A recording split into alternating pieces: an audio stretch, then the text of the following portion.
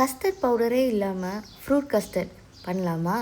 இதுக்கு வந்து நான் ஒரு 2 கப் மக்கானா எடுத்திருக்கேன். அப்புறமா ஒரு ஹேண்ட்ஃபுல் ஆஃப் பாதாம், அப்புறம் ஒரு ஹேண்ட்ஃபுல் ஆஃப் கேஷ்யூ நட்ஸ், ஸ்வீட்னஸ்க்காக 3 டேட்ஸ். இது எல்லாத்தையும் கொஞ்சம் பாலில் நீங்கள் ஒரு 30 to 45 மினிட்ஸ் ஊற வச்சு எடுத்துக்கோங்க. இப்போ நம்ம ஊற வச்சதை ஒரு மிக்சியில் போட்டு நல்லா பிளெண்ட் பண்ணி எடுத்துக்க போகிறோம். இதுதான் பேஸ். இது முடிச்சிட்டிங்கன்னா வேலை முடிஞ்சிருச்சு.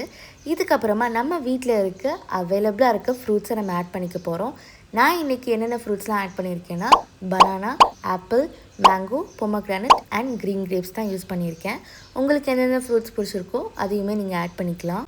இப்போ நம்ம கட் பண்ணியிருக்க ஃப்ரூட்ஸ் எல்லாத்தையுமே அந்த மிக்சரில் போட்டுட்டு மிக்ஸ் பண்ணிங்கன்னா வேலை முடிஞ்சிருச்சு.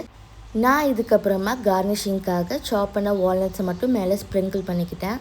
ஒன்ஸ் இதெல்லாம் பண்ணி முடிச்சதுக்கப்புறமா இதை வந்து ஃப்ரிட்ஜில் கொஞ்சம் நேரம் செட் பண்ணுறதுக்கு விட்டுருங்க.